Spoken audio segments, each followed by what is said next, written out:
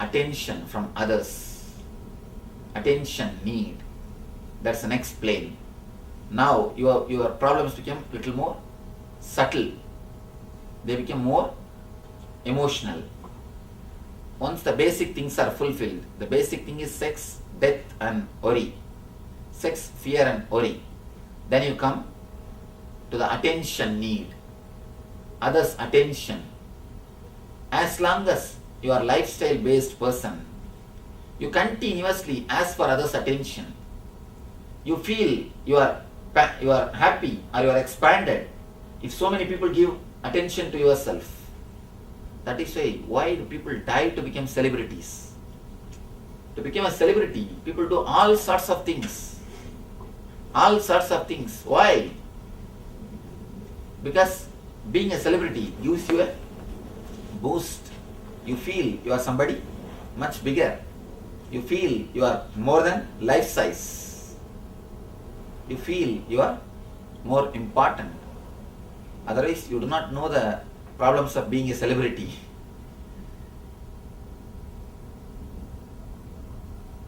Being a celebrity, you get attention of so many people. Attention is energy. That is why politicians feel highly energetic, so active when they are among their followers. There's a thing called mob psychology. If the group is there, you will do anything. In the colleges, I have seen in Indian colleges, if the group is there, the leader will shout, "Principal, down, down." Just pick that guy up. Just pick that guy up and bring him separately. He will tremble. His whole body will tremble. The mob psychology. Whenever you feel energetic because of the group, because of the people, understand your whole lifestyle is based on attention. If somebody gives you attention, you feel you are energetic. Otherwise, you are dull. Lifestyle itself is designed by the people. We always think leaders are leading us. No, be very clear. Mass is leading the leader. Leader does what mass wants. We always have an idea. Mass does what leader wants. No, it is the other way. Leaders are doing what mass wants. Leaders are the worst slaves according to me. Leaders are the worst slaves because they are continuously receiving energy only by the attention of the people. Their energy is not based on themselves. It is based on so many persons. So if somebody's attention is missing, they feel they are lost. They are lost something. So if you are based on the lifestyle, in the next plane, you feel you bother continuously about others' attention. Only if somebody gives you the certificate, you feel fulfilled. Otherwise, you feel dejected. You feel miserable. You feel something you have missed. Next is low self-esteem. Again, in this plane, why you feel low self-esteem at all? It is just based on others' opinions, because of others' attention. If many people say, you are nobody, you are nobody, you are nobody, you really feel you are nobody. You really start experiencing you are nobody. The opinion from others, based on that only you create opinion about yourself. According to me, you know about yourself from others' opinion. Why? Because you do not know anything about yourself. You create a personality just based on others' opinion, and you start believing you are that. Opinions are poor substitute for experience. If you experience about yourself, you will have solid knowledge. But if you are based on your lifestyle, if you are just based in the outwardly way, you can see very clearly your life just wants continuously other certificate. The more certificates you get, you feel you are more bigger. If you are based on life, you will have a tremendous deep satisfaction by what you do, not by what others say. by what you do, not by others, what others say. If the next ego, the next space is, one is low self-esteem, the sixth plane is high self-esteem. Low self-esteem means showing yourself or imagining yourself much less than what you are. High self-esteem is imagining yourself much more than what you are. Again, this is also based on others' opinion. If your lifestyle is too big, you think your life is also too big. You weigh yourself by the cars and bungalows which you have achieved, not by the quality of consciousness which you have achieved. Yesterday, the news reporter was asking me, how can you have so much of wisdom in such a young age? How is this possible? I told him, wisdom does not mean the experience. Wisdom does not mean the incidents which happened in your life. Wisdom means the intelligence or the right thing which you have learned from the experiences of your life. It is not just the number of incidents. It is the number of things which you have learned from the incidents. So if you are aware, if your eyes are open, even you don't have to undergo all the experiences. Life is too short to commit all the mistakes and learn. Life is too short to commit every mistake once and learn from the mistakes. No. Learn from others' mistakes. Learn from experiences. I was giving him a simple example. Experience means first touching the cigar fire and feeling, oh, cigar fire burns. Then touching the furnace fire and, oh, furnace fire also burns. Then touching charcoal fire, oh, charcoal fire also burns. Then touching the matchstick fire, oh, matchstick fire also burns. By the time you touch every type of fire and understand all fire will burn, your body will be ready to be burnt. Your life is over. By the time you touch all the fires and experience and find out all the fires will burn, you will become old. Your body will be ready to be burnt. This is what I call experience. That's another kind of thing. By touching one fire and experiencing it, immediately you understand all fire will burn. That is what I say wisdom. Experience is totally different from wisdom. Experience is based on lifestyle. Wisdom is based on life. When you have the sharp awareness, when you have a total intelligence, when you have the consciousness of being, every incident reveals its truth in front of you. You are more aware of what is happening inside your being and outside your being. You are more aware what do you want to fulfill your life and fulfill your lifestyle. There are many people who run to fulfill their ego. Run. The moment they achieve, suddenly they feel they are looking like fools. Because when they started, just the other day one lady was telling me, Swamiji, 8 years ago I came to the States. When I came, I was having an agenda, a plan, what all I want to achieve. I thought I will take 20 years to achieve. But by God's grace, fortunately or unfortunately, I have achieved the whole thing. Technically, I have ticked everything. I have achieved in 8 years itself. But suddenly now I feel a deep void in me. I achieved what I want to achieve, but I have not achieved what for I want to achieve. What for is the joy and bliss that I have not achieved. Swamiji, tell me what is missing. What is happening to me? I have achieved what I want to, but I have not achieved what for I want to. I always tell them, the depression of failure is much better than depression of success. In depression of failure, at least you have hope. that I may achieve tomorrow. I may achieve tomorrow. You can postpone your hope, and you can have hope, and you can live with that hope. But depression of success proves and makes you utterly understand the truth, which leads you to the straight truth.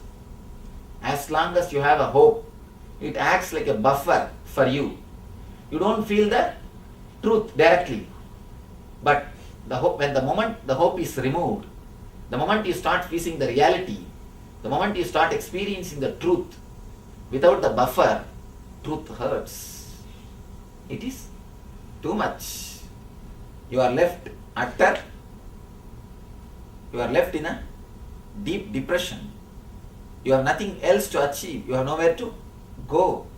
A deep hopelessness descends on you. The deep hopelessness.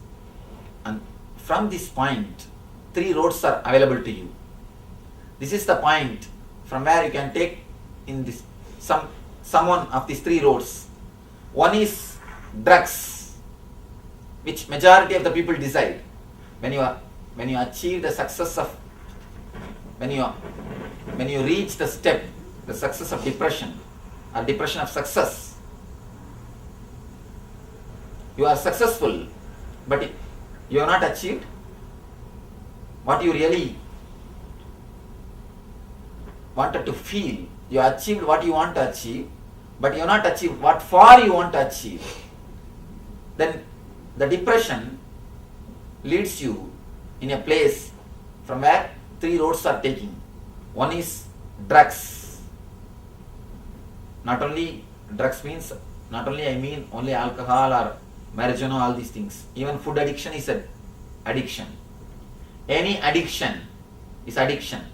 At least with drugs you know that you are doing something wrong. With food addiction, obesity, you do not even know you are doing something wrong. Even the obesity is because of the success of it is because of the depression of success.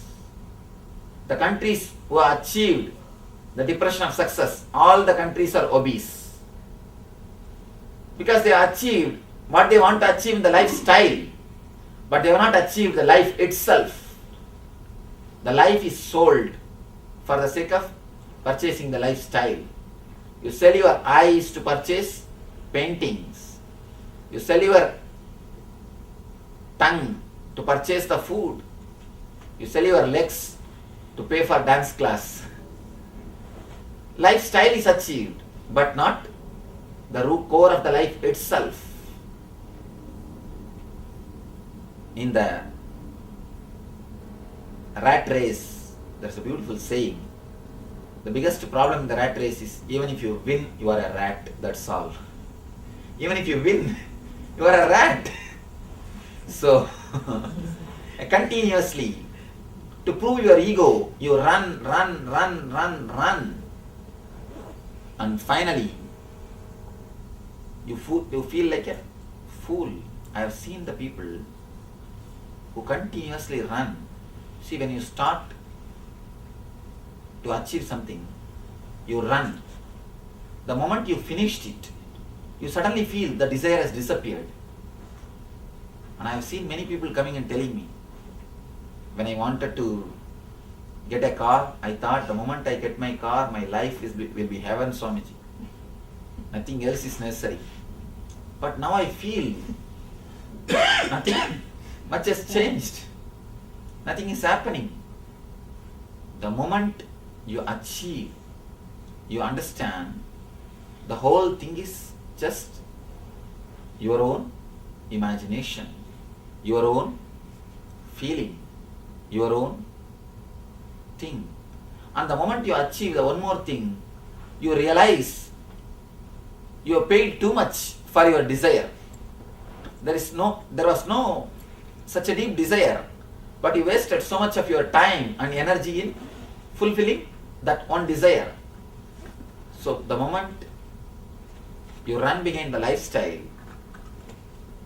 one more thing, as long as you are running behind the lifestyle, you are continuously, you will be under the pressure, under the stress, under the torture.